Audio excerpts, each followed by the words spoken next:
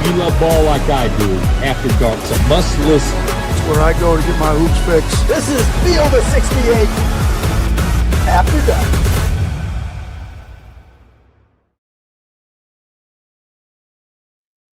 On this Monday night, November 18th, we welcome you to the Field of 68 After Dark. I'm John Fanta. We've got the Clemson sharpshooter, Terrence Oglesby. We've got a guy who's got game of his own because, T.O., you've seen it. C.J. Moore at C.J. Moore Hoops is here from The Athletic. And I'm John Fanta. Folks, it is 2 weeks into the college basketball season. The marquee game of the night, Gonzaga is up by 9 right now at the half at the Viejas Center at San Diego State. We'll get to the Zags in a moment. We might get to them right now because, fellas, we're going to come in with a fastball. Right off the bat, we got a loaded show. We got Kam Jones of Marquette, Fletcher Loyer of Purdue, 2 stars that'll be in action tomorrow night. Top 15 showdown at Fiserv Forum. Third straight year Purdue and Marquette are meeting. Purdue's taken the previous 2 years. But I want to begin with this. Through 2 weeks in the season, C.J. Moore, this is right now, not March. Right now, who do you believe is the best team in college basketball? Ooh, coming with a fastball, huh, right off the bat. I'm going to go with, I voted them number 1 today. They look pretty good tonight against North Alabama. I'm going to go with the Auburn Tigers. I think they've got the best win so far, winning in Houston. Not at Houston, but in Houston, almost like a road game. Winning that game, I think offensively they're really good with Janai Broome. He didn't even score the first 12 minutes tonight, and I'm not sure what he ended up with, 20-some points. Really, really good game for him. So I'm going to go with the Tigers. And I don't want to talk too much about them because we got something coming up later in the show where I might get another chance. So I'll just say that I'll go with Auburn for now. T.O.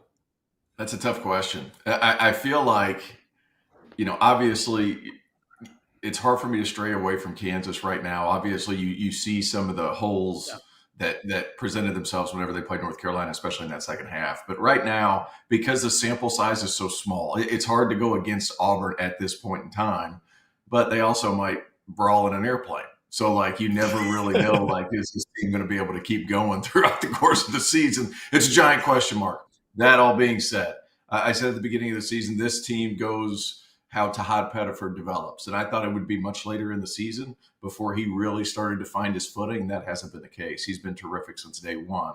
A really talented player. It's hard to go against them, but just for the sake of argument, I think right now I would still go Kansas. If you're asking me who the best team is in February, it's something completely different. But I'm still willing to go Kansas. But how about the fact that Auburn jumped up to number 1 in KenPom as well? I mean, that's how well this team is playing right now. Yeah, and CJ brings up the point. CJ, I think we saw it against Houston. A team as good as Houston is defensively. And Tahad Pettiford just carved them up. Now, you got to be able to make shots over Houston. We've talked about that over the years. If you're going to beat Kelvin Sampson, you got to knock down perimeter shots. Tonight, sure, it's a bye game against Northern Alabama, but they go 12 of 27 from 3. You're right. Janai Broome goes for 30 and 17. Just feels like, CJ, that whether it is a Miles Kelly or a Denver Jones, that you've got an All-American as a big man. You've got this freshman who can pop off like he did against Houston, and they've got options. And, oh, by the way, CJ, they've got a coach who I feel like gets a good amount of credit, but the fact is what Bruce Pearl has built at Auburn is pretty magnificent when you consider their track record over the years and the fact that their name isn't, a Duke or a Carolina or a Kentucky, and yet we're talking year in and year out about Auburn being in the mix near the top of America. I think the one thing that gives me just a little bit of pause, and T.O. hit on it, was freshman point guard.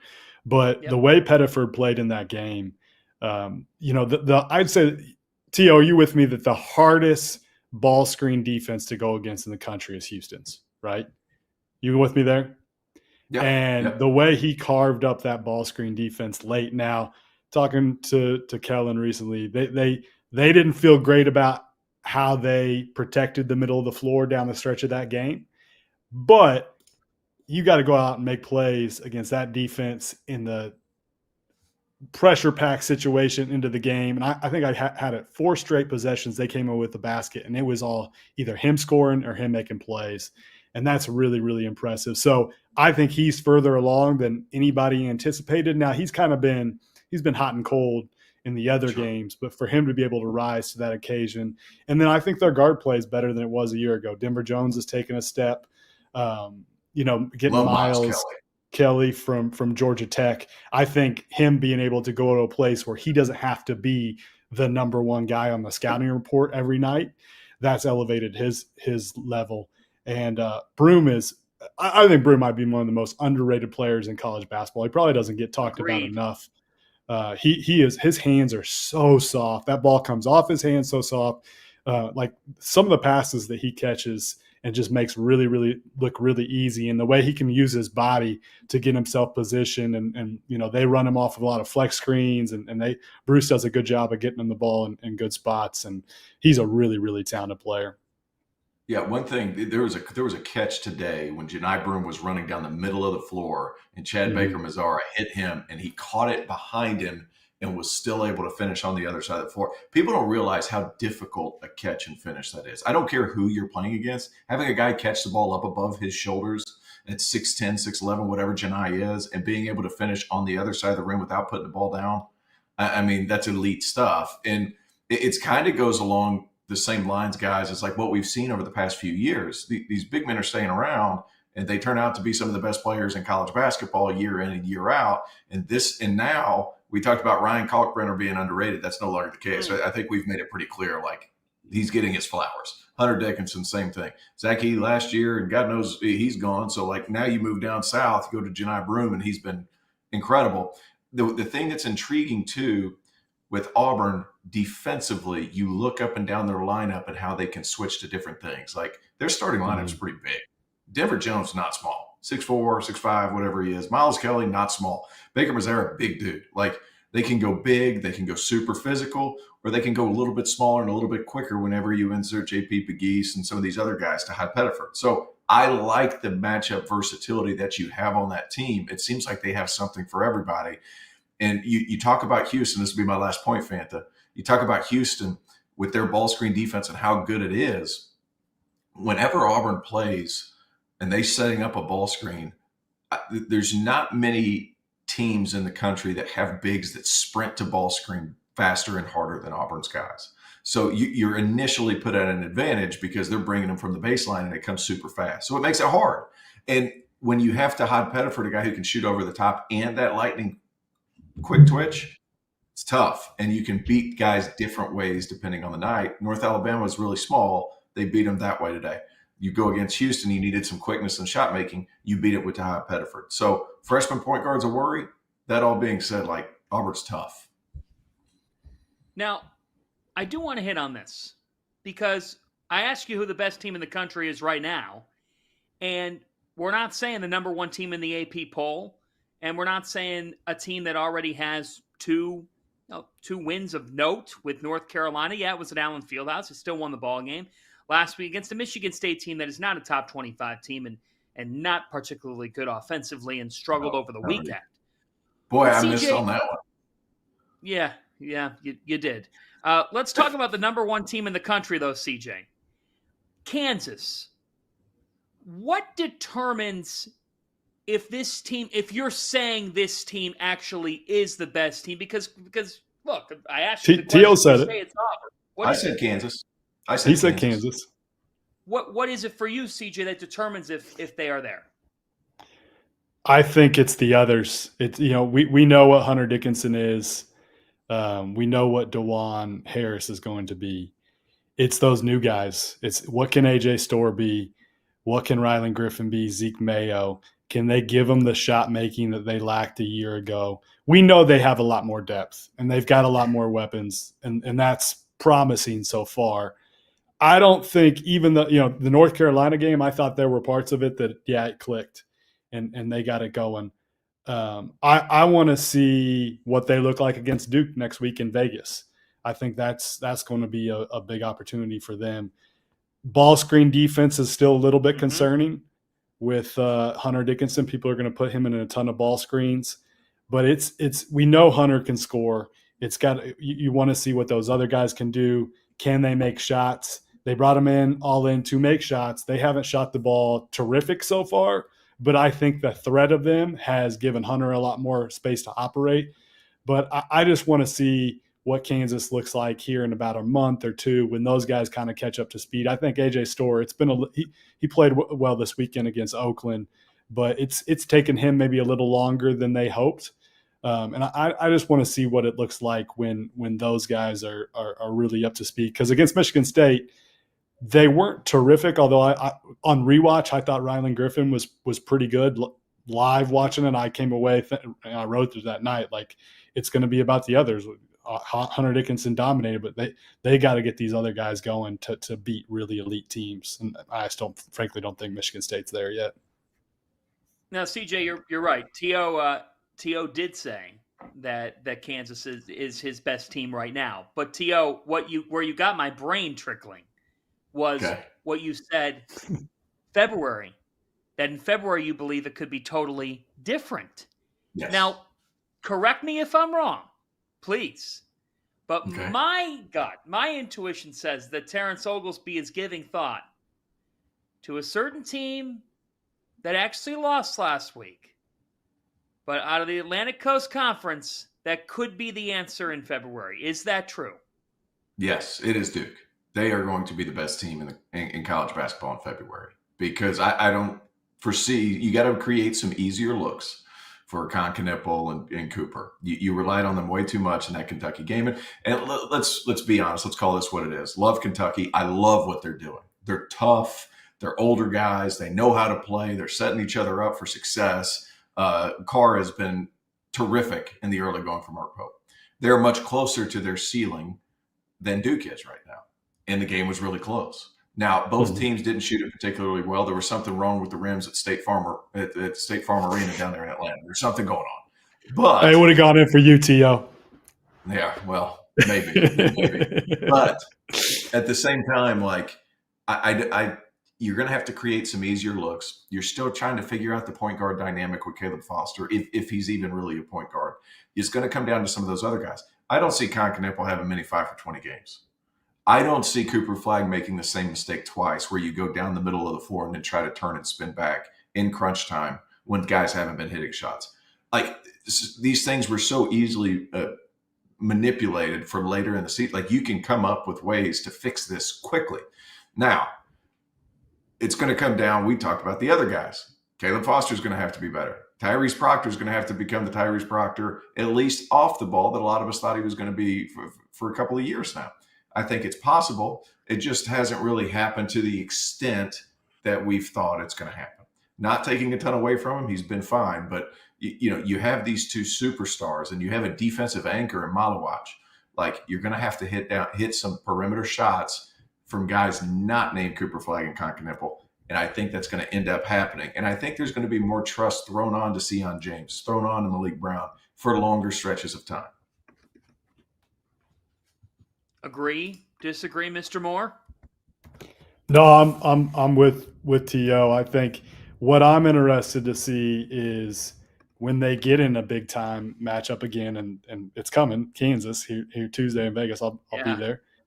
How are those others going to play, and are they going to go back to the mode of let's just run simple actions for Cooper and Con Knippel and let them go to work and basically just play off of them? Or is everybody going to be involved? I watched the other day that game against Kentucky. I thought all the 3-point looks were basically off like one action, and then we're taking shots, and they weren't great shots. They weren't making Kentucky work on defense. And then you watch the game this weekend. Now, granted, it's against a much weaker opponent, but I think they were something like, I have it in my top 25 today, but they were something like 8 of 11 on paint touch threes in that game. And I thought it was much more of drawing 2 to the ball, pinging it over here, one more. They were moving it. The ball movement was much better. So maybe, to me, watching that game, it looked like they took some lessons away from the Kentucky game. And that's what you want to see. Now, when they get to this next big game, is it going to go back to the mode of we're just going to write our stars and everybody else is just going to kind of stand in the corner and maybe take a shot every 5 minutes? And that's a hard way to play when you're those other guys. So that's what I want to see. But the other thing that we haven't even hit on with Duke is I think their defensive ceiling with all of that length is about as high as anybody's. And I thought Cooper. It's crazy. CJ, let me ask you this, because I'm curious before we get to the defense, because the defense is unbelievable. The potential there is crazy. The last 5, 6, 7 years of Coach K, when Shire was an assistant, it did seem like there was a lot more 1 pass, 2 pass, let this guy go. Is that kind of a consistent that we saw towards the back end of Coach K's career that's kind of trickled to Shire? Absolutely. Yeah. I think it's maybe the NBA influence from coaching the USA basketball of just get the ball in your best players' hands and let them cook. But if you watch the best offenses in college basketball, it is ball movement, it is sharing it is ball and body movement. I'm just not seeing that out of Duke, and I think it's easier to guard when you know, okay, it's just going to be one simple action for Cooper Flagg, and we can load up to the ball as Kentucky did. If you watch Kentucky did some kind of behind the scenes video they put out today, and Mark Pope talked about it. He said, hey, when Cooper gets in there and spins, we got to go in with 2 hands and we got to grab it. Like he called a shot basically, and that he knew he could send a guy in there and load up to the ball, because when he spins, he's not looking yet to share it and spray it. So I think that's the progression they need. But defensively, they've got a chance to be really, really special. And I thought in that game, going back and watching it a second time, Cooper did take some chances. He's a gambler. And he got out of position a few times.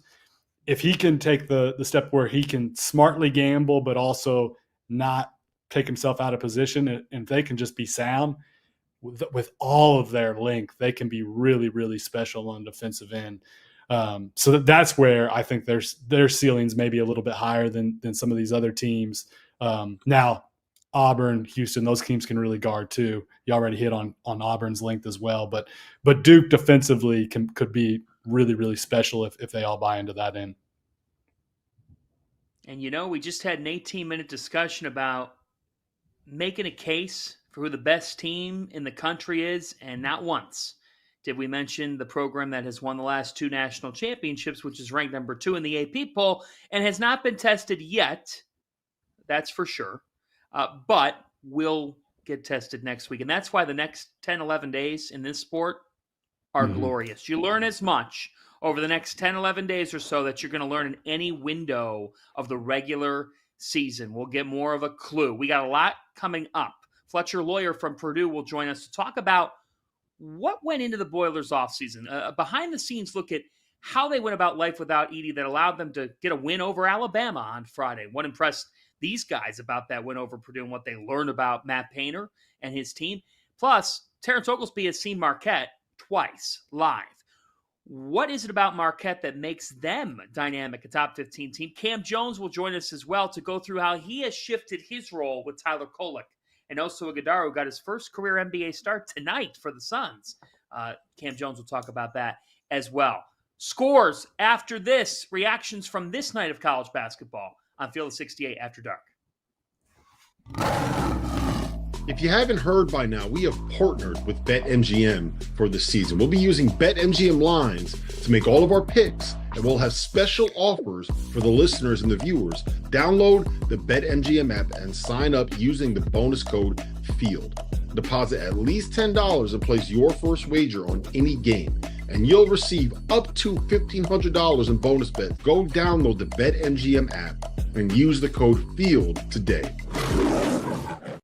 Now that college basketball season is back in full swing, I need to remind you guys about our partners over at Autograph, where the real college hoops fans reside. The Autograph app curates all of the best content for every sports fan and every sports fan's favorite team.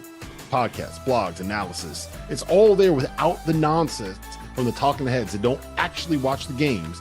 And there's a bonus. Consuming content on the Autograph app earns you coins that can be redeemed for rewards for things like no-fee tickets, or signed jerseys from your favorite players.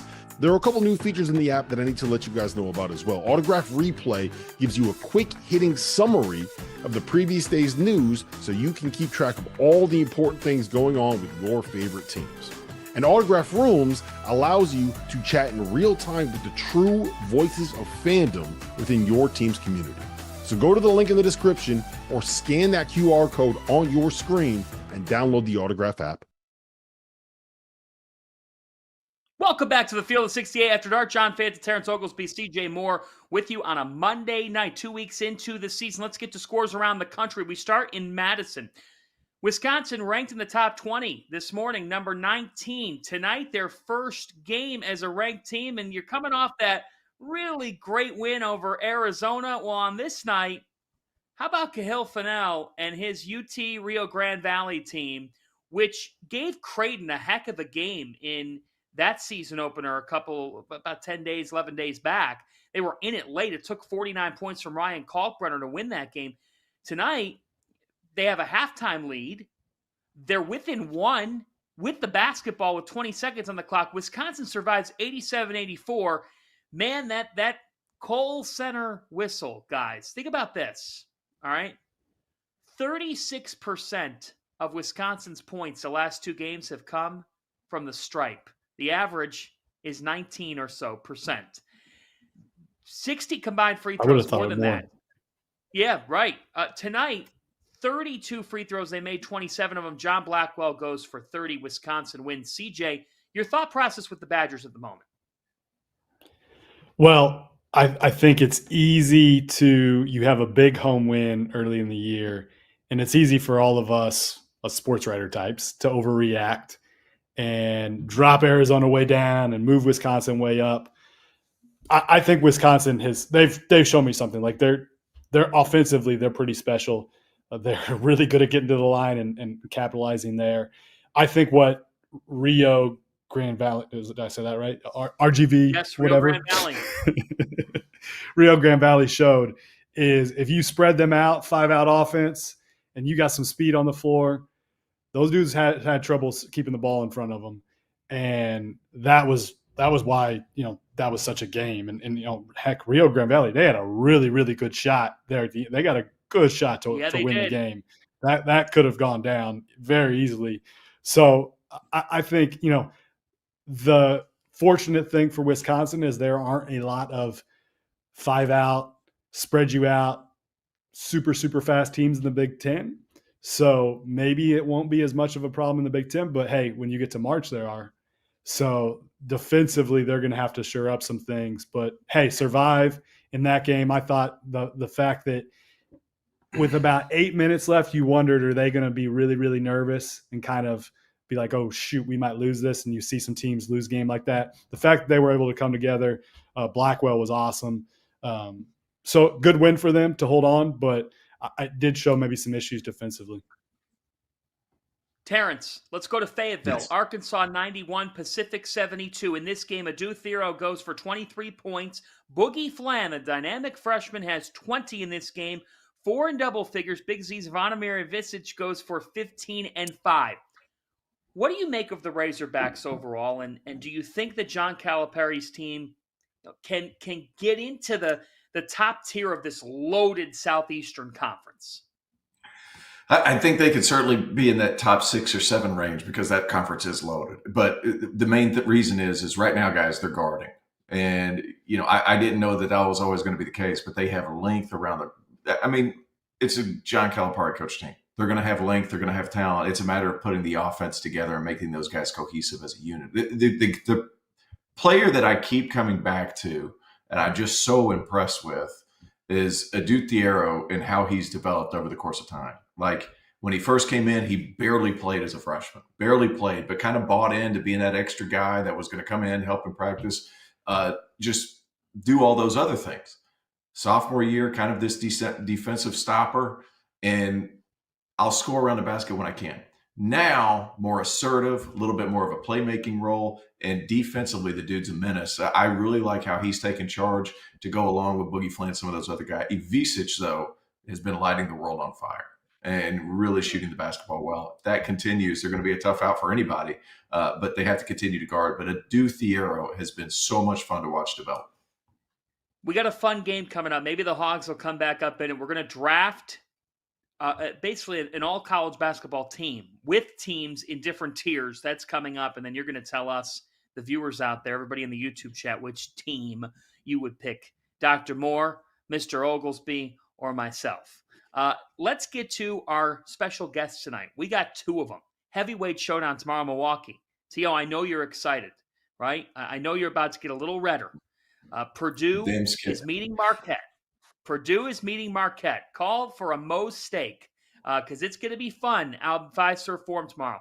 Fletcher Loyer, 17 points in the win Friday over Alabama. Trey Kaufman-Renn had 26. Fletcher talked about Kaufman-Renn's development and more on the Boilermakers. Let's talk with the Purdue junior guard. It is great to welcome in Purdue junior guard Fletcher Loyer on Field of 68 After Dark. Fletcher had 17 points in the Boilermakers win over Alabama on Friday night. Next up for Purdue at Marquette on Tuesday. Fletcher, congratulations first on Friday night at Mackey Arena. It feels like every single game, big event at Mackey, it gets somehow louder. How would you put Friday's atmosphere in perspective? Yeah, definitely. Obviously, a great team in Alabama. The fans knew that coming in as they're ranked second, but they brought it. Paint crew, all of them, they were ready to go, and they fed us a lot of energy as we kept going. And like you said, it does seem like it keeps getting louder. They're impressive, man. We came into this year, and obviously, you and Braden have put up a fantastic 2 seasons. And the natural question was, okay, well, what does life without Zach Edey look like for this basketball team? But Paint said, ladies and gentlemen, get ready because the Trey Kaufman-Renn show is going to come and you're going to all see it. Well, we saw it Friday night. What is it about Trey that's allowed him to get to this level? And what'd you see from him in the offseason that sort of reflects what he did on Friday night against a team as good as Alabama? Yeah, this offseason, last offseason, you just saw constant work. A guy that was looking to get better, a guy that was looking to play a bigger role for us. And last summer, he was doing the same thing just against Zach, a guy that's obviously a top 10 pick, a guy that's back-to-back National Player of the Year. And you just expected it from him. I've expected him to play like he has. It's what we've seen him do for the last 2 years. He just now has that opportunity to go out and showcase it. For this team, what did Friday night signify to win a game of that magnitude this early in the year? Yeah, I think it just shows us what we can do. I think it's steps in the right direction. We need that effort from our guys every night, whether it was the bench guys coming in and giving us good minutes or the stars just being that much more locked in. I think it shows what we can do as a group. Our staff had a great scout for us, and I thought we executed it pretty well. We did a good job on Sears and the rest of their guys, limiting our turnovers and just doing what we talked about. So now it's a matter of getting us to do that every night, especially going into the Big Ten regular season. When you think about your Purdue journey, what do you remember about your first Matt Painter practice in the first week? Yeah, well, it was weird because Braden was hurt and we didn't have Dave Jenkins yet. So we went into the year knowing we had a really good big guy in Zach, a few good returners. But I was playing point guard. Me and Ethan Warren were playing point guard. So it was a little strange. You didn't know how we'd all put it all together. But slowly but surely we figured it out. We established some roles, and we figured out we were going to be a pretty good ball club. Great stuff from Fletcher Loyer. We appreciate the time. Terrence Oglesby, what impressed you? By the way, the full interview with Fletcher will be out tomorrow on the Field of 68, as will the full interview with Kam Jones. You're going to see some of it in just a few moments. Terrence, what impressed you the most about Purdue beating Alabama Friday night? Just the fact that they did it. I think a lot of people, myself included, were like, how's this going to work whenever they get a chance to go up against this elite team? Now, Alabama's still figuring themselves out. That's all well and good. But I had real questions because I didn't know exactly how it was going to go because Zach Edey manufactured so much for this Purdue team. And what we do know is those guards are tough dudes. They're tough mentally, and they're going to keep coming at you no matter what. And they have one of the best X's and O's coaches in all of college basketball in Matt Painter. All that's a given. The Jacobson injury was one of concern, obviously, because now they're going to play with some guys that he already beat out in his first year, and that doesn't really bode well sometimes. However, some of these other guys stepping up, Trey Kaufman-Wren, obviously terrific. They're going to be really, really tough. It doesn't matter who they play nationally. And you alluded to it, Fanta. Mackey Arena, I haven't been to a game. I want to get to a game. That's an elite venue, at least on television. I got to get up there, son. CJ, you've been inside Mackey Arena. What is it about the place that just makes it? Never have. Oh, really? Me and Tio You've got to never go been together. inside? I've never been. Wow. I've been in Making all a three We of might them. have to fight our way out. If I go up there, we might have to fight our way out. I assumed that you had been, but wow. Yeah. Well, now all three of us have to go on a trip there. I mean, hell, we'll even bring Yeah. Rob. We won't travel in the same. Oh, let's car not as ruin Rob it. We'll have to bring Robbie Hummel, Okay. not Rob Doster. Robbie Yeah, not Hummel for Yeah, sure. Robbie The mayor. Doster. Right. Here's the thing, CJ. Like, you go into Friday night, and I think we all thought Purdue, which has now won 39 straight non-conference games. It's absolutely ridiculous, that streak. 10 straight years with a win over a top 10 opponent at Mackey. So you think, okay, they've got a chance. What did you learn Friday night from that game? I think, we've been talking about the others a lot tonight. I think we learned some things about the others. I mean, CJ Cox coming in the second half and just lighting a fire for them. He was awesome. If he doesn't have that run in the second half, do they win that game?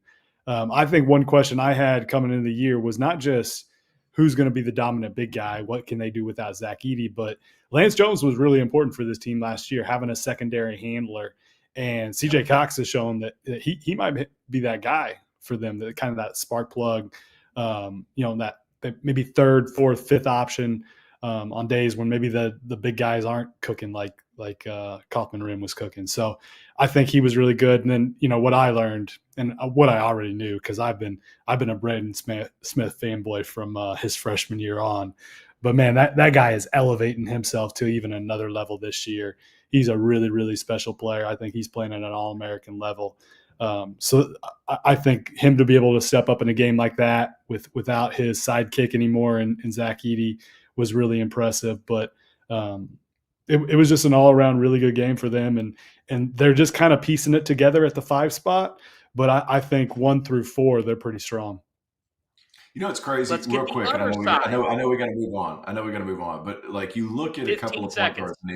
You look at a couple of point guards in the NBA. T.J. McConnell, Tyler Kolek, Braden Smith kind of fits that mold, and he's quicker than both of those guys. So like I'm not saying he's a surefire NBA player. He's got to find the right system. But damn it, man! Like 10 assists against Alabama, where that game's flying and he's controlling everything. He only had 1 turnover. That's big time. Go ahead, Fanta. Sorry. Yes, it is. You know who else is big time? Marquette's Kam Jones. Kam Jones. Let's hear from him right now. It is great to be joined by Kam Jones of the Marquette Golden Eagles, the Big East Player of the Week. He had 28, 18 of which came in the second half as Marquette went to 4-0 with a road win over Maryland. Next up for the Golden Eagles, a big-time showdown Tuesday night, 9 Eastern time, FS1, when they welcome in the Purdue Boilermakers. Kam, congrats on Big East Player of the Week. For you, Friday night, what did that night at Maryland represent for this Marquette team, and what's the significance to get out of there with a road win? Oh, appreciate you, John. Appreciate you having me on. I think Friday was a great representation. I was just talking to Coach Cody about this. Great representation of, our best is enough to compete anywhere, anytime against anybody. That was a great testament to this show. We still got a lot of room to grow. Man, I don't think I played that well Friday. Honestly, it was a lot of stuff I could have cleaned up with our team, and being a leader on our team is some stuff that I got to get better at. We got to get better at, but that's good about having these games early. You really get to see what your team is about, and you get to cut the tape on and see ways to improve. For you, when you know that Tyler Kolek and Oso Ighodaro are moving on, what did the offseason look like, and what were the conversations like with Shaka Smart to do what you knew you had to do, which is, hey, I've got to be, now I am the main man for this basketball team. What was the behind the scenes like of the offseason? It was just a lot of work. A lot of great conversations with Coach. He told me that real early. Even in April, when the season ended. Really putting that in my head and just saying, that's the case here. It's your team. You're the leader of the team. It's a great feeling to be that guy and to be the guys that will be one of the guys the team listen to, and I appreciate them for trusting me to be the leader of the team. Of the high major programs in college basketball, you guys are the exception. You don't go into the transfer portal. You're not losing kids to the transfer portal. Tell me how that impacts you in the offseason, in the preseason, when you walk into the room and it's not like the first day of school. Right. Man, it's a huge advantage that we have. A lot of players don't go to their school so after the summer ends pretty much and when school starts, and that's a huge advantage we have. We're here over the summer, we're working, we're hanging out with each other every day. We're growing our relationship stronger. We're having more vulnerable conversations with each other, going and having fun. Man, it's a huge advantage to have those times and being with each other and really getting to know each other more and more, and that's a huge advantage on the court because it's real hard at this level, man. It's too hard to be successful and to be playing with people you don't like. You have to really care about your teammates to do what you need to do for them to push through your fatigue and to push through adversity. What's something that people don't know about Shaka Smart? What should I say? We had a mental skills meeting today, and we was talking about how Coach has a lot of dopamine, so you can see him like on the court, like he always has a lot of energy. But that's how he is like every single day, man. Since I've known him, he hasn't had. I think I can count on one hand, the amount of days that he wasn't, upbeat. Always optimistic of opportunities, always trying to get better. Man, but he's a real cool dude. He's actually funnier than most people think. He's a coach, he's professional, but I'm with him all the time, and he's actually one of the funniest people I've been around. He's got jokes. He does. He has a lot of jokes, actually, even on the court sometimes. Stevie Mitchell, you guys have had a bond, since coming in together. I remember talking to you two as freshmen. What is it about Stevie that you love the most? I would, on just specifically on the court, I would say his competitive will and how bad he just wants to win, man. That's all that's been on his mind since I've known him as a competitor, man. He does whatever it takes, whatever he can do to help us win. He puts us through a lot, man. Seeing what he goes through every day, making sure his body's right, making sure he's doing what he needs to do to, be his best every day. I don't take that for granted. And in the locker room, it was just me and him in the locker room today, and I was watching a few clips from the George Mason game a couple weeks ago, I think, or a week ago or something. Yeah. And he made a play. He missed the rebound that he tried to go for, and it was just the effort that he gave. I'm like, damn, I'm glad he on our. I play with Stu, man. And he a guy you really want to be. You want in your corner. On Friday night, he scored the last 8 points for you guys. Oh yeah, he was hooping. He saved my ass from missing them free throws. I'm gonna get better at that. That was my fault. But yeah, he definitely saved me. As soon as he made both of them was in the huddle, I'm like, bro, thank you, bro. He gave me a hug. He was like, I got your back. We thank Kam Jones for his time as well. Terrence Oglesby, the Marquette Golden Eagles. Tell America about Kam Jones and what you see from this kid. Physical, strong, just a bucket. And I think a lot of people, myself included, coming into the season were thinking like, how is he going to be able to replace what Tyler Kolek was for this team in creating all these looks? And little did I think about, why not just let Kam Jones be what Kam Jones is? And then he could just advance in certain areas past that. Kam Jones is a scorer. He's built as a scorer. He thinks like a scorer. Now, he's been more patient the longer he's been on campus, and he understands the offense and when to let the ball go.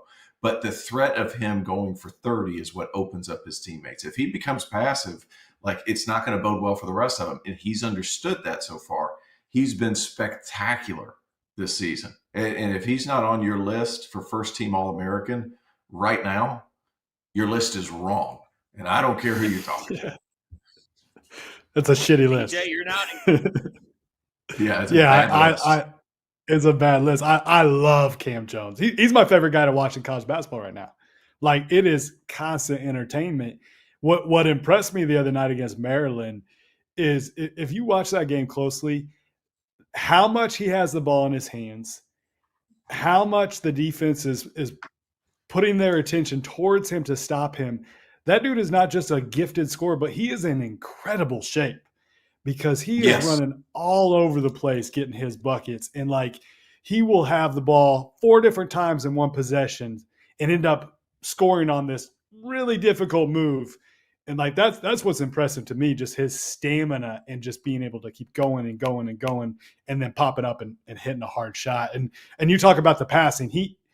It is all designed to get Cam as many shots as possible, right? Like, that's what's best for Marquette. But because of his gravity, there are opportunities for other guys, and he can deliver that ball now. Like, he has some vision, and he's making good passes. But for this Marquette team, I mean, he's been absolutely awesome, but nobody else is really shooting the ball worth a darn. That's what's a little bit concerning for them. But they did show me something going into Maryland, because I'll tell you what, Maryland's a team I'm pretty sure we're going to be ranking here pretty soon. Like, they've got some dudes there, and I like that bunch. I thought that was a really, really impressive win to go in there and win one. Yeah, Gillespie played well. Derek Queen's a beast. I mean, Kevin Willard got a beast in Queen, and he played fantastic. Slimmed down. Yeah, he has, and there's a future there for the Terps here in year 3 of Willard to dance and to perhaps do even more damage than that. Just say the name of the winner. Don't break it down. T.O., Purdue at Marquette. Who will win? Oh, man, it's going to be fun. The fact that it's at Marquette, that place is going to be a nut house. I said say the name of the winning team. Marquette. It's not what we're built to do. I'll go Purdue. The game. Purdue. Marquette at home. Marquette at home. Lost the last 2 years to Purdue. Redemption time for Jones and Stevie Mitchell. After this, the funnest game you've seen of the college hoop season thus far. Stick with us on After Dark.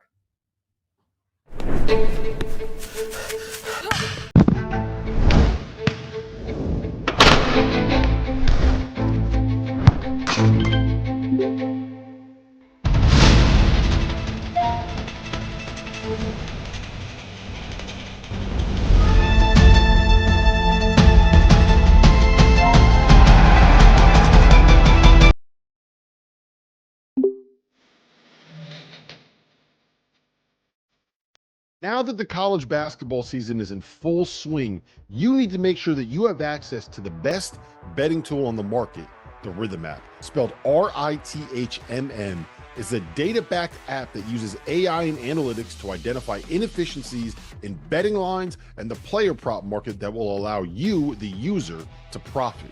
You can create customized, analytics-driven betting models tailored to your personal preferences as a bettor. Users have access to up-to-the-second against the spread data. And if you're like me and you understand pictures better than numbers on a screen, Rhythm's internal trend analysis provides you with the kind of graphs that will allow you to evaluate past results and project future performance in a visual way. Every Division I college basketball team is included in the Rhythm's metrics. Free subscribers to the Field of 68 Daily will get 25% off for a Rhythm subscription. Use the QR code on the screen to sign up or download at the link in the description. Welcome back to the Field of 68 After Dark. It is now time for the Ultimate Team draft on the field of 68 where we have broken up teams into a total of 5 tiers. We will have a snake draft. We'll tell you the tier before we start to pick from it. Then, over the next 24 hours, we're going to ask you which of our super teams, if you will, in our super leagues, you would pick. Who has the best collection of teams? Here are the tiers. Tier number 1. We're just going to give you each tier. Tier 1 is Kansas, Alabama, Auburn, Gonzaga, Duke, UConn, Kentucky, and Purdue, along with Houston. Houston is in there as well. So it's those 9 teams. If your team's not in that tier, don't worry. They're probably in tier 2 or tier 3, maybe 4 or 5. But you just saw the 9 teams. CJ Moore has earned the right, being the newcomer to After Dark this year, to have the number 1 pick in this draft. Terrence Oglesby will pick second. I will pick last here in the first round, and then it's a snake draft. So we'll come back around. I'll have the first pick of round 2, Terrence, and then CJ, and we continue. But you get 2 picks around. So essentially here, CJ Moore, you get the number 1 pick here overall of that tier 1. Which team are you picking? Well, I went back today and I looked on November 18th. Where was the eventual national champion at KenPom on November 18th? And during the COVID 2021 year, I just went to like the 3rd Monday of the year. So in 8 of the last 9 years, the eventual national champion is ranked in the top 4 on November 18th. Wow. So you'd be smart to take a team that's in the top 4, right? I'm just going to go right up top there. I'm going to go with the team that's number 1 in my poll right now. And I already said it earlier, Auburn Tigers. I think we've broken them down enough. I'm going with the Tigers and hoping the computers are right. Very nice. Very nice selection. Not going to sit here. We've belabored the point on what makes Auburn great right now and what they can be. Terrence Oglesby, you have the number 2 selection here in this first round. I'm taking a risk here because I want to make sure that I can get my team on the second pick. I'm not all that confident that I can, but I wanted to go with this team. I think Gonzaga is as good as they've been in recent memory. I think the depth is certainly there. Graham Ike has been awesome, and they have enough shooting to go around. Khalif Battle has fit in seamlessly. And I think the depth, the scoring, the pace, this might be the year that Mark Few gets it done. So I'm going to take Gonzaga and go out on a limb right now. I just thought it was so impressive what they were able to do against Baylor. And then, it was almost like not quite a letdown game against Arizona State, but they sputtered out of the gates, and then they kind of figured it out. Now, Bobby Hurley did a tremendous job of slowing down tempo, but I digress. They still get the win. What they did against Baylor was flat out impressive. I'm going Gonzaga. Draft them up. See, I actually think there's an advantage here to picking 3rd and in the snake format, especially in tier 1, because you get to pick back to back here. So, for a second I thought I was doing T.O. a service by putting him at 2nd, but I feel like I accidentally backed into playing my cards correctly here if you're picking the Zags there at 2, because if you're picking the Zags at 2, I will pick the reigning back-to-back national champion Connecticut. Here we go. I knew you were going to do it. Why is that? Well, why is that? Because Alex Caravan is super steady. Liam McNeely is he's beyond his years. I mean, he's a top 10 pick waiting to happen. His feel for the game's off the charts. Hassan Diarra is another guy you can trust at point guard. Aiden Mahaney hasn't figured it out yet. So I'm banking on him figuring it out by January or February, a la Tristan Newton 2 years ago. Jaden Ross and Solo Ball are figuring it out. I think there's enough there between Samson Johnson and Terrace Reed, provided Johnson stops fouling, to say that UConn is my pick. And then here we go. First pick of the second round. Da-da-da-da. Da-da-dun-dun-dun. No, T.O., I'm not going to let you do it. I'm taking your Duke Blue Devils. Yeah, I'm taking Duke. And I'm going to tell you why. They have the most dynamic prospect in the country in Cooper Flagg, and could end up being the best player in college basketball when it's all said and done, and be the 4th freshman to win National Player of the Year. Why not? He does so many things right. And you said it earlier. If Sion James and if Caleb Foster can knock down the looks that they do get when they get them, I think Mason Gillis could give this team more as the season goes along. I really do. But provided that Kam Malawach stays healthy, like if Kam Malawach stays in the game against Kentucky, I think we're talking differently. I really do, because I just thought he made such a difference. When he exited the Duke-Kentucky game, Duke was up 6. When he re-entered, the game was tied. So I can't stop looking at that. And Konkanippel's got it figured out. He's going to make shots, and he's going to supply bursts. It's the biggest thing, honestly, is just, John Shire piecing it together and being as dominant as we think the personnel can look. Like that's what it comes down to, but there's no reason to believe that it can't. So with that, T.O., round 2, your pick. You got Gonzaga already. Who are you picking? The epicenter of the college basketball universe is in the state of Alabama, ironically enough, by 2 teams that are 150 miles apart or so, right around that. So that's amazing in itself, because I'm sure those roads are pristine in the state of Alabama of getting from one campus to the other. Just kidding. They're probably terrible. You ever driven in Alabama? It's not easy. That being said, Crimson Tide, I'm going there, because how are we going to overlook what Mark Sears has done over the past couple of years? One hiccup at Purdue, at Mackey Arena, are we going to hold that against them? I sure as hell ain't. That's for sure. There's just too many weapons, and it's going to take time for some of these new pieces to figure it out. Chris Youngblood's going to come back a little bit later in the year. You have Clifford Amorie gives you a different presence defensively than what they've had, and Grant Nelson's off to an okay start so far. So I think defensively is going to be the differentiator for them. I also think it takes time when you're playing at that breakneck pace to get guys fully comfortable and basically their lungs to open up enough to where they can play it that way on both sides of the floor. So that being said, I got Gonzaga and I got Alabama. I love offense. You threw a curveball there, because I was ready to go Bama. I thought everybody was going to hit the panic button, forget that Chris Youngblood's going to come back at some point, and he's a pretty good player. So good pick there by UTO. This is the last pick of Tier 1, right? So I'm in between Houston and Kansas. Alma mater. That's an easy one.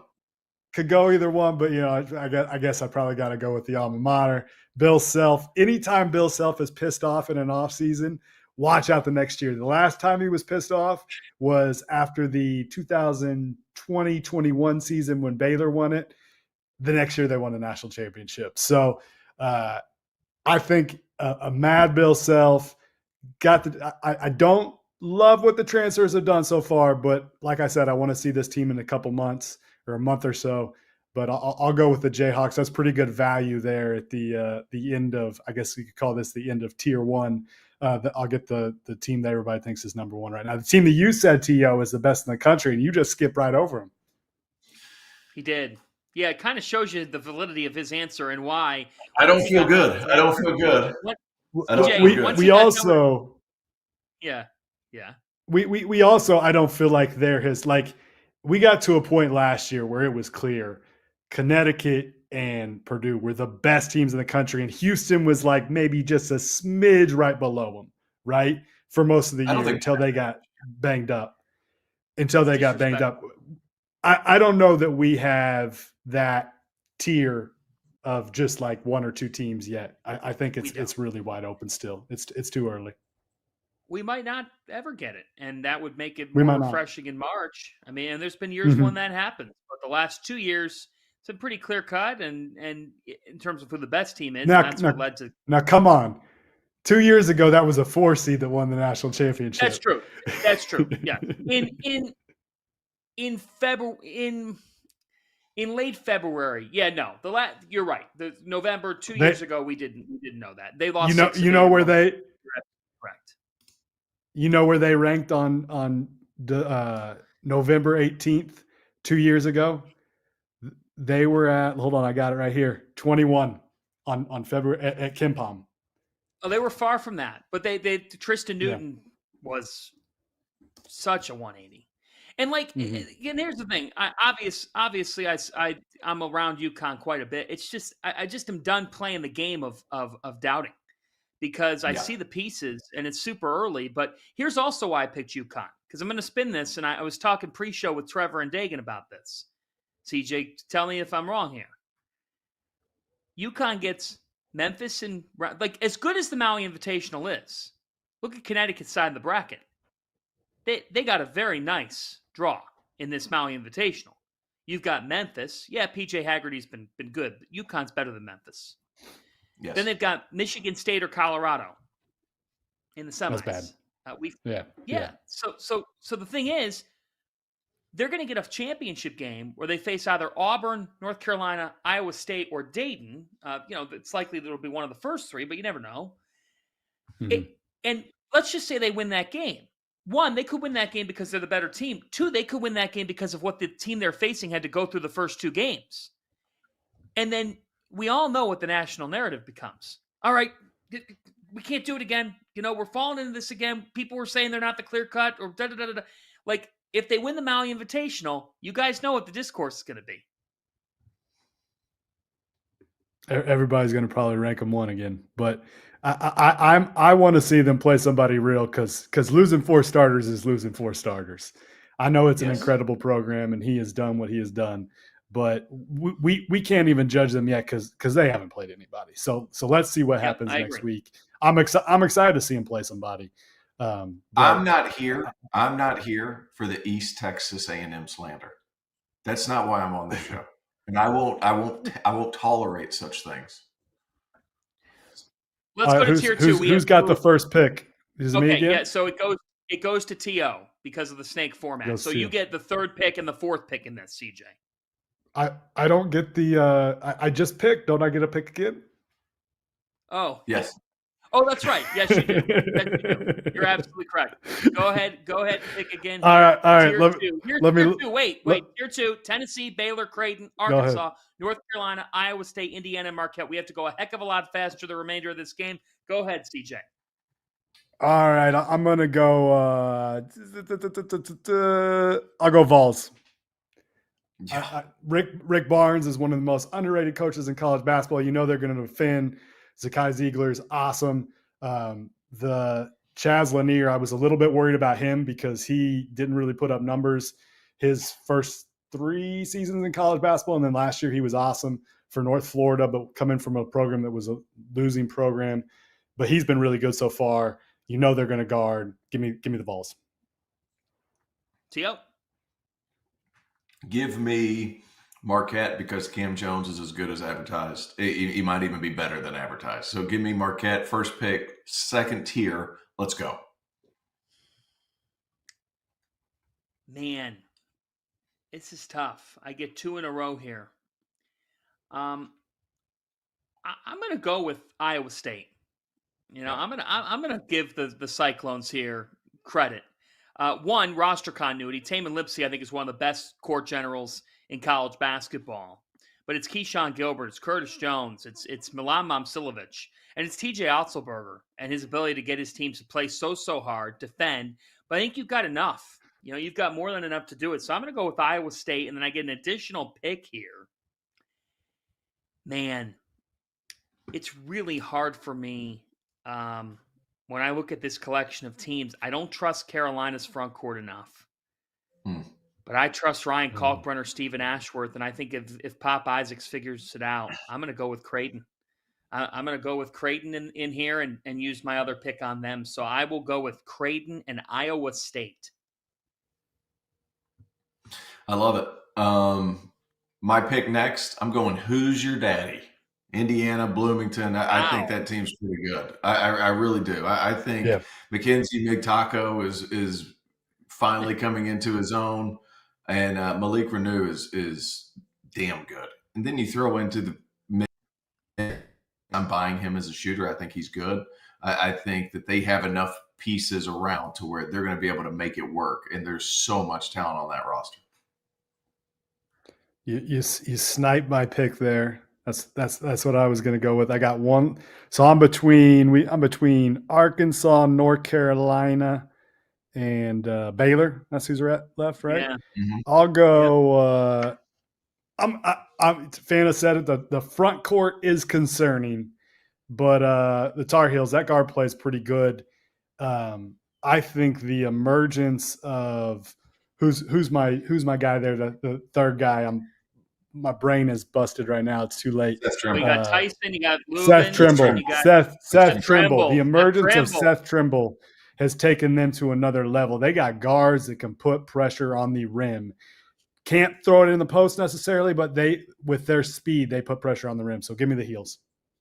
Love Seth Trimble. Tier 3, here we go. St. John's, Arizona, Florida, A&M, Cincinnati, Illinois, Chris Beard and Ole Miss, and Ohio State rounds out Tier 3.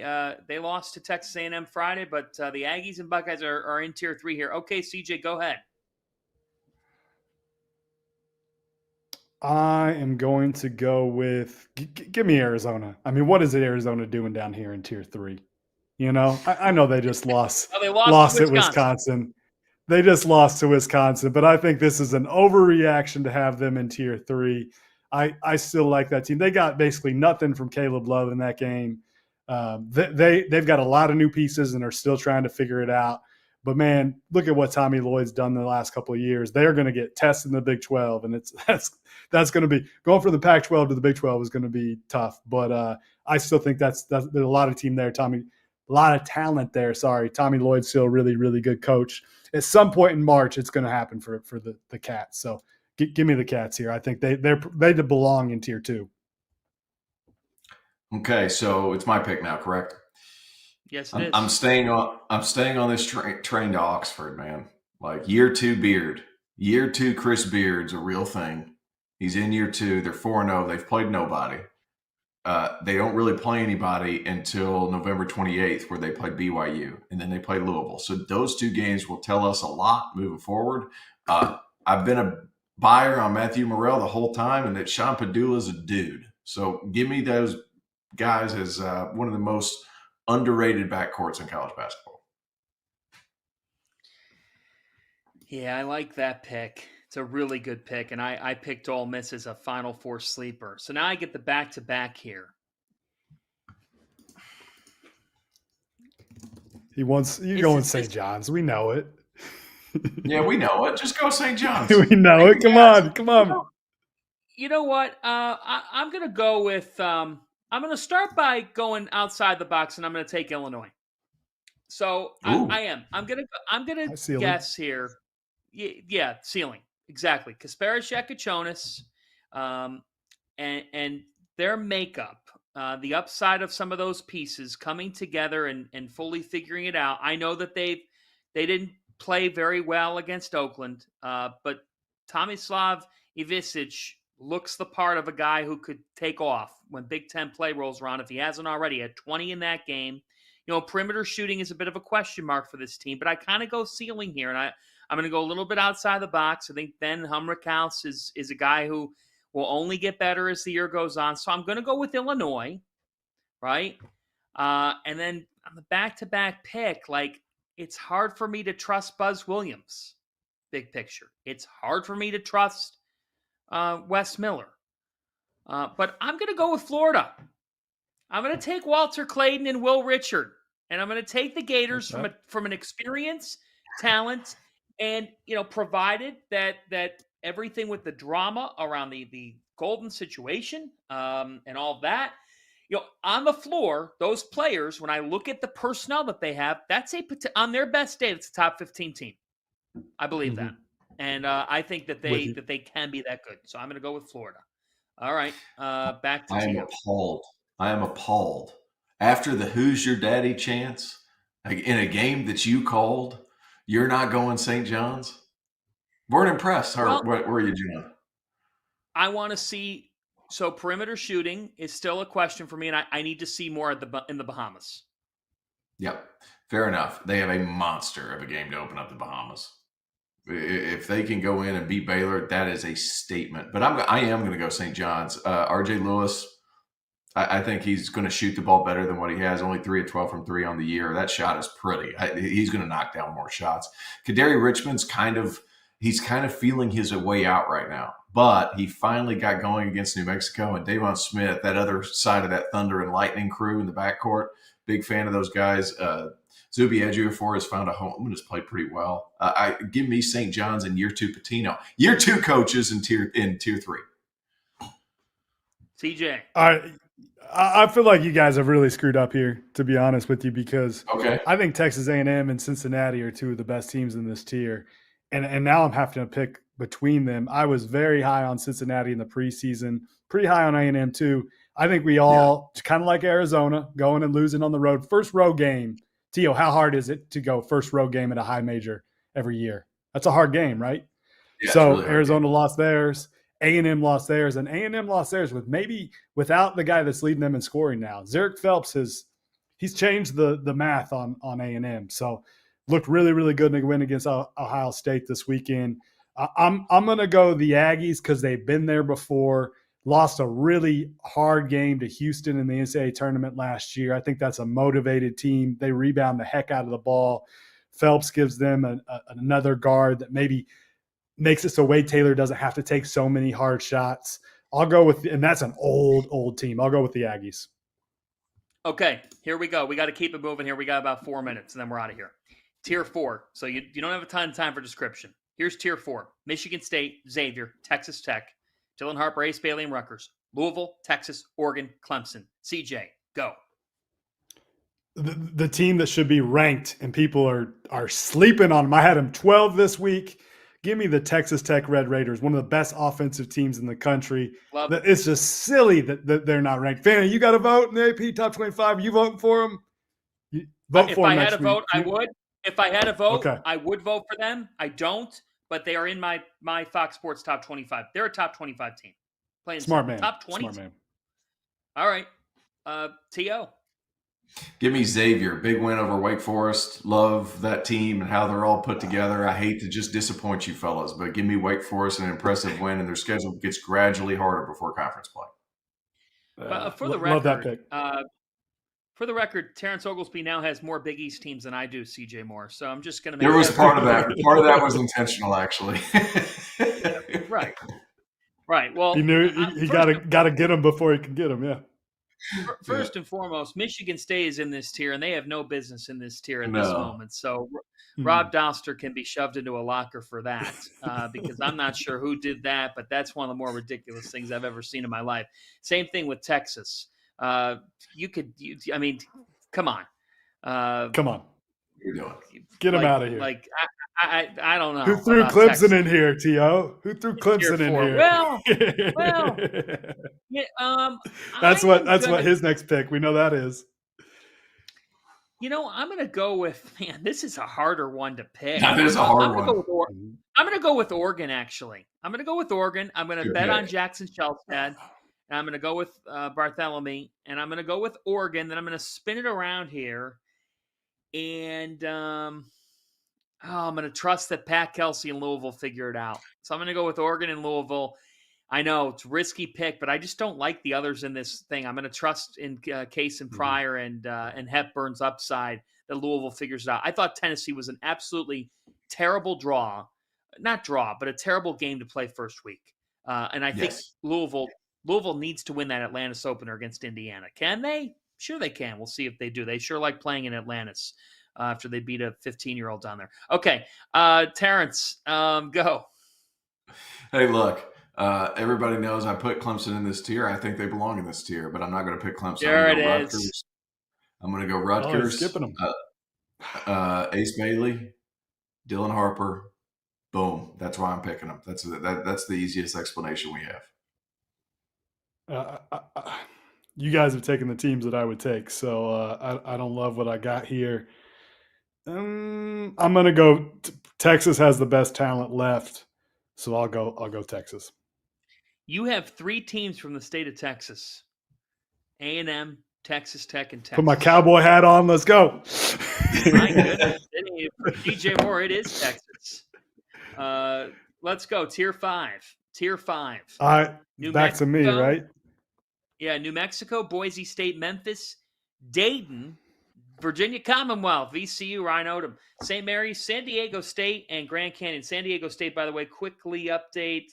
They were down. They have lost 80-67. Gonzaga wins. Gonzaga is 4-0. That just went final. Graham Ike with 23-9. Ryan Nemhart with 19 points, 10 assists, and only 3 turnovers. Braden Humph with 10 off the bench. Okay. CJ, pick 2 teams, and then we're out of here. All right, one of my favorite Or players in the transfer. One team. I only get to pick one, then I get to come back. One of my favorite players in the transfer portal this past spring was Max Scholga, who went to was at Villanova for just about a millisecond, and then he went back to VCU. I'm telling you, Villanova is probably not losing the games it's losing if it has Max Scholga. So Ryan Odom's got himself a squad. Give me the Rams. Give me the Rams. Okay. Oh, man. I like that pick a lot. I like it a lot. Let me go with this tier. I'm going to go Boise State because I think their lineup versatility is awesome. You're able to see Tyson Degenhart. They're probably going to win the Mountain West, or at least they're favored to do so. Degenhart has been awesome. That man, the first time I saw him play in person was 2 years ago. It was like my first Fox game on location. He was playing the 5. Last year, I see him play at the Mountain West Tournament. He's playing the 4. This year, he lines up. He's starting at the 3. He just keeps going. So, I'm going them. I think they're physical. I think Leon does a great job with them. Give me Boise State. Can I ask the rules official a question? Dagan Hughes, am I allowed to pick a team that's not listed in the tier? That would be nice. Preferably this not. tier is I mean, not the best. Well, for what it's worth, I'll pick a team that's in the tier. I do think it's wrong. There's 2 teams I would have put in this game. One is Mississippi State. Yes. And the other is BYU. BYU is another. I thought about them. A third is Pittsburgh. Yes. Keep an eye on And Pittsburgh. Michigan. Michigan's another. So there are others, okay? Michigan got kicked out for Clemson. That's a very questionable. I would have decision by freaking the picked board. Michigan in the tier 4. Give me Michigan. Get Clemson out of here. He didn't even pick game was Clemson. manipulated. I want Michigan in tier 4 as my last pick. Wow. Michigan over Texas. Put it on the board. Don't give it to him. Those aren't the rules. What are we just going? No, What are we just going to go all willy-nilly, not worry about rules? You going changed all the out. rules earlier Rules. today. You put Clemson in there for your own sake. So alma mater, get Clemson out of here. Michigan's my pick. I will say, I don't like Jeff rules. Goodman We're just works not for doing this rules. Jeff Goodman works for our network. The goalposts, they change daily on this type of stuff. So what we'll do is we'll select this for our board of directors to review, and then we'll get back to you. We'll have our legal counsel, Mitt Winter, look into this argument and get back to you on this. Okay. My 2 picks. He's a KC guy. He'll take care of me. Yeah, exactly. He'll pay him off. I will say though, Oglesby knows lawyers. He's got people who could take care of bodies too. I got a team that can handle some things. We're good to go. Yeah, Grand Canyon is my pick. I'm going to go with Grand Canyon, Tyon Grant Foster. I know they've taken a loss, but I just trust them big picture. I do. That would be one. And then I actually, I'm going Dayton. Give me the Flyers. Why not? I'm gonna go with the Flyers. Malachi Smith, Posh Alexander, Enoch Cheeks. I think that's a team that's got some good weapons. Santos is one of my favorite players. I think he's underrated in college basketball. Give me the Flyers. Coach Grand Dayton. I think the A-10 actually has a couple of really feisty teams at the top of the league this year. So I'll go with Dayton. Okay. T.O. Nate Santos, Pitt transfer. I'm going, this one's a little bit different. I'm going just because I enjoy watching this team play. It is so much fun to watch this team play. And I think they have one of the best point guards in college basketball, Donovan Dent. Give me New Mexico and the younger Patino. I think I have both Patinos. You do. You do. Yeah. You do. Man, You do. This tier needs some work.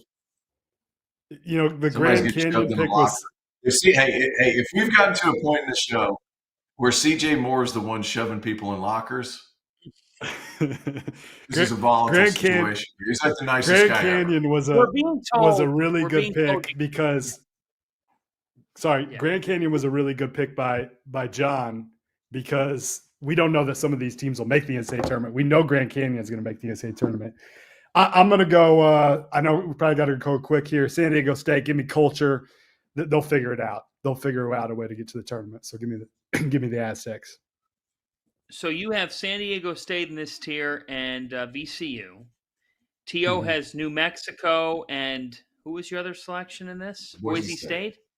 Mountain West. West. You picked a pair of Mountain West teams. And I have gone with Grand Canyon, who I'm with you. I'm with you, CJ. I could just see Bryce Drew going to the Sweet 16 out of nowhere and being one of those wild March stories. He already won a game last year. He's got a bucket getter. You know they're going to get crowds at their games. It's like they use AI to get people into the buildings. I don't know how they get all those people to the building, but holy cow, they must be giving out cars. And then Dayton would be the other team for me. So there you go. Do we have our completed tiers, or we're going to do toast of the night? Make sure I get Michigan. Yeah, No. Get Texas out of here. No. I'm T.O. changed the rules earlier in the day. He didn't even pick them. Okay, toast of the night. Toast of the night. I'll start here and give you guys a moment to get your actual toasts of the evening. And I'm actually going to go with Pitt. And I'm going to toast Jalen Lowe, who had a triple-double tonight. He had 11 points, 10 assists, and 10 rebounds. It was a win over VMI, but anytime a guy has a triple-double, Jalen Lowe's a sophomore. I don't think people understand that 4 of Jeff Capel's 5 starters or starters are returnees. He brought back a lot. Like they brought back quite a bit. Not saying that it was a ton of on paper talent, big time marquee stars, but more just player development. They've got backcourt pieces. T.O. we talked about it at ACC Media Day between Leggett and Lowe and Dunn. They've got Diaz Graham in the front court. Like Pitt looks like a dark horse in the ACC that could get into the big dance. So I'm going to toast Jalen Lowe at a triple-double. I like the Panthers. I do. They're top 30 in KenPom right now. I like that. All right, so I'm going off the map here. Maryland Eastern Shore, my man Kyrell Shaw went nuts. Hit 7 threes, went for 31 over the Gallaudet Bison. My man went berserk. He gets my toast of the night. Maryland Eastern Shore. Over Gallaudet. I love it. It's the first time they've ever been mentioned on this show. I can assure you of that. Yeah. Go ahead, CJ. All right, there are a lot of cowards out there at the Power 4 level in college basketball. All you guys afraid to go play a true road game against a quality opponent this time of year. It'd make college basketball a lot more fun if we get more true marquee matchups at a college campus. Mark Few, raise my glass to you. You went on the road tonight, played at San Diego State. To Mark Few. Way to not be a coward. Very good. I like that. And Gonzaga looked pretty good tonight. They only allowed 67. They score 80. It's a nice performance. Very business-like out of them. All right. Let's get our full teams here. Dagan Hughes has been building the graphics. So here we go. Our super teams to cap off the show. This is going to be really fun to see. And then there's CJ. So you got Auburn, Kansas, Tennessee, Carolina, Arizona. Arizona's a nice – I mean, that might be valuable to fit. Scratch it out. Scratch out that Texas. There's a Michigan there, folks. No. Dusty May. Well, there you go. All right, the state of Michigan like CJ, or the state of Texas like CJ Moore. That's a fact. Yeah, you belong. You deserve. I got to diversify. He's trying. He's trying like hell. We got to hit some other spots in the map. Okay, T.O., your super teams. You start with the Zags. That's looking pretty.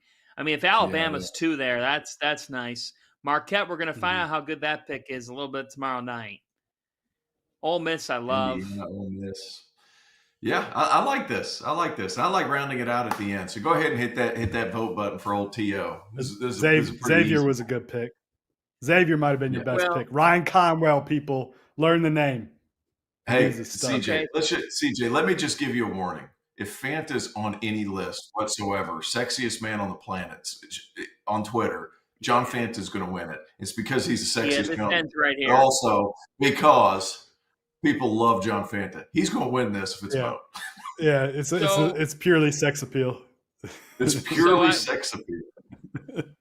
You're red. I'm scruffy. He's sexy. Yeah. Look, he's all clean shaven, hair done nice. You're red. Hey. Listen. You're red. CJ Scruffy, and my wife's pregnant. So Duke is going to be 2.